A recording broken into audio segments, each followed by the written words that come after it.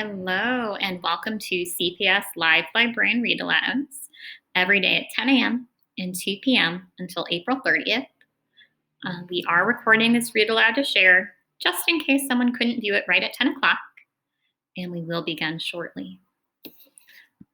So before we do, first of all, welcome to today's Librarian Read Aloud. Hello, fellow readers. My name is Miss W, and I'm the librarian for Nixon Elementary School, as you can see by my hat. I'm in my 10th year as a librarian in CPS, and I have been at Nixon for 7 years now. And there's a picture of our library and our huge Pete the Cat rug, which I miss a lot. A little bit about me. I live in Logan Square in Chicago with my dog named Milo. He's 9 years old, and he is a border collie, and he's very sweet, and he loves to go on long walks with me. I love to read and travel around the world. Japan is my favorite place, and I love to learn new things. My favorite authors are Mac Barnett, John Clausen, and Greg Pizzoli. And we're going to talk a lot about authors and illustrators today because later you guys are going to think about your favorites too. I love being a librarian because it means I get to know all the students in my school, and I learn so much about them based on what they love to read. So today's author illustrator's name is Greg Pizzoli, and he's pretty talented because sometimes Greg Pizzoli is an author, sometimes he's an illustrator, and sometimes he does both, like today's book. He does both. He's written and or illustrated over 30 books, including Goodnight Owl, The Watermelon Seed, Tricky Vic, and I Love You Like a Pig. His first picture book was The Watermelon Seed, for which he won the Theodore Sue Skeisel Award. And he lives in Philadelphia, Pennsylvania, with his wife and his 2 unruly or crazy cats. So today's book is called The Book Hog. Before I get started, how about you turn to someone in your home and you talk about that word hog? Have you heard that word before? What does it mean? I'll give you a couple seconds and then I'll share what I know about the word.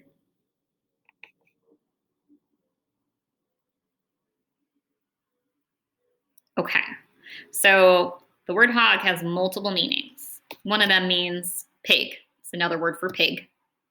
Another word is hog, like you're hogging something, like you don't want to share it with others. And then the last meaning of hog is it's another word for motorcycle. So this book was published in 2019, and it also won a Theodore Sue Skeisel Honor Award. All right, let's read our story today. Book Hog by Greg Pizzoli.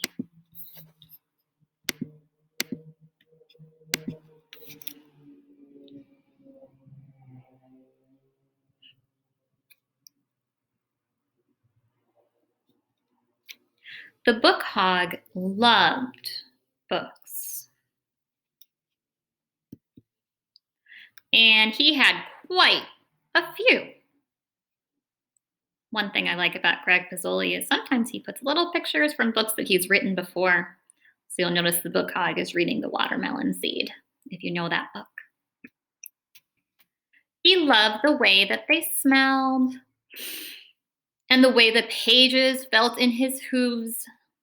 And he especially liked the ones with pictures. He picked them up here and there, anywhere he could find them, like Wilbur's bookstore, independently owned and operated. But the Book Hog had a secret, a big secret. He didn't know how to read. He had never learned. He was surrounded by books, but the Book Hog couldn't read a single one. The Book Hog went to bed every night without a bedtime story.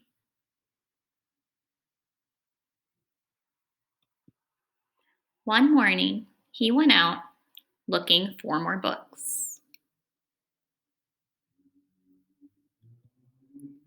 He came to a long, low building, and he smelled some books inside.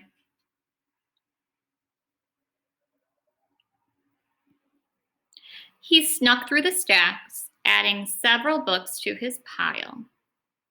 But then a soft voice said, "Would you like to join us for story time?"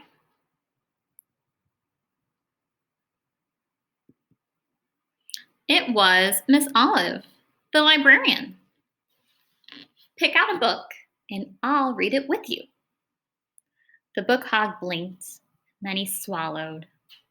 "You'll read a book with me?"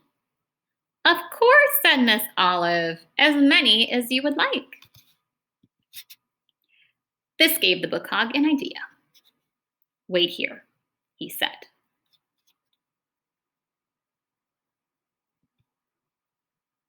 He went home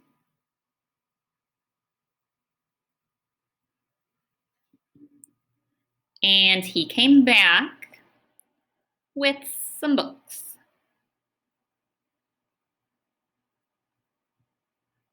Miss Olive led story time, and the book hog listened closely. He heard many stories, some funny, some sad, some kind of in between. Over time, and with practice, the book hog learned to read on his own.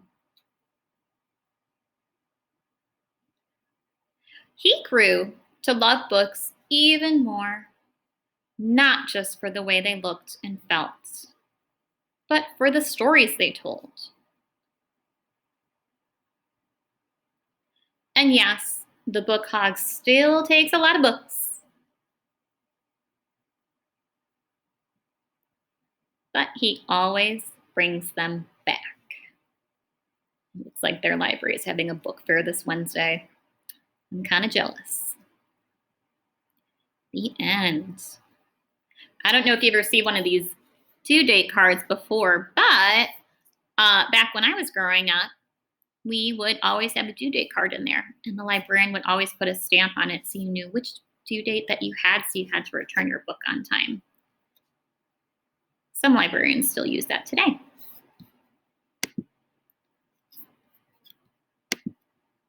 Okay, so some more things for you to consider checking out. First off, Greg Pizzoli has a website that you can visit. It's gregpizzoli.com. He also has an Instagram account, but make sure you get permission before going there. The handle is Greg Pizzoli, and he does daily live read alouds each weekday at 10 a.m.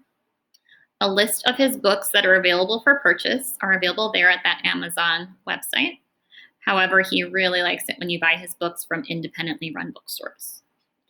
Don't forget to check the CPS virtual library to access more ebooks, library.cps.edu. And while the virtual library does not currently have any Greg Pizzoli ebooks, that may change in the near future. So here are some of the other books that he's written. His newest book is in the top right corner called Baloney and Friends, and it's his very first graphic novel. And I've read almost all the books here, and I can tell you I love all of them. My favorite one is probably Goodnight Owl.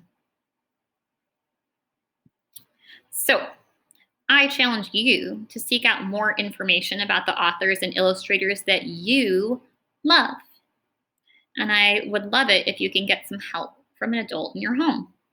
So one of my favorite authors is Mac Barnett.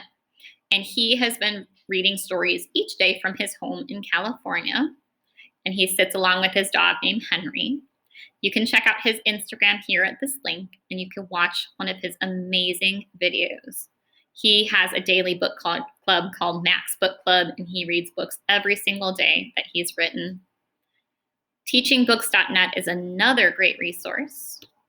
Before we go there, let's check out Mac's Instagram. I have it loaded right here.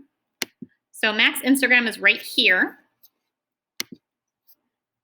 And you'll see that he Has some pictures. He also has some videos. And if you click on it, you can see like that little video player right there. And that's a way to see a book that he is reading out loud. So he does some chapter books, and he also does picture books as well. Let's go back. Teachingbooks.net is another great resource to check out. You can learn about almost any author or illustrator out there. You can learn how to pronounce their name, and you can see interviews with them. You can access it by going to teachingbooks.net. So I'm going to show you what that looks like right now. If I go there, it looks like this. It will ask you for a username and password. So if you know the CPS username and password, you can put that in. But if you don't know it, you can either email your librarian or you can email library@cps.edu and they will let you know the password. So the way to search for an author and illustrator or even a title is to search up top. And if I want to look up Greg Pizzoli, I can type in his name and he will come up right here.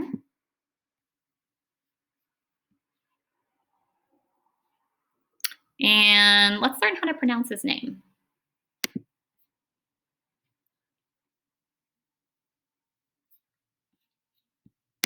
Hi, this is Greg Pizzoli. People sometimes make my name harder to pronounce than it really is. They'll say, Greg Pizzoli.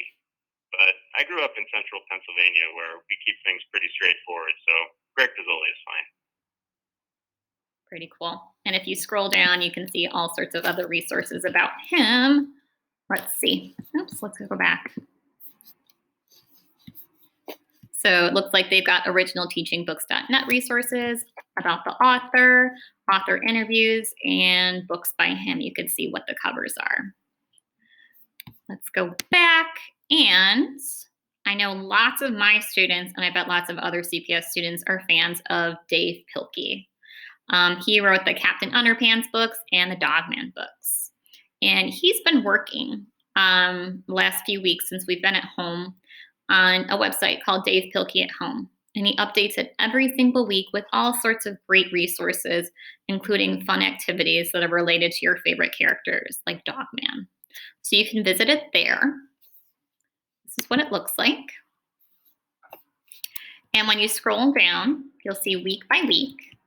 Hello, Super Buddies. You'll see fun videos.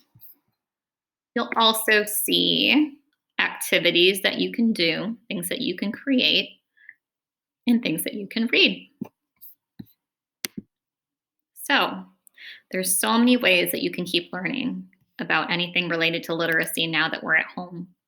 And I hope you do consider checking out some of your favorite authors and illustrators out. I hope that everyone stays safe and healthy. And thank you for tuning in today. Bye.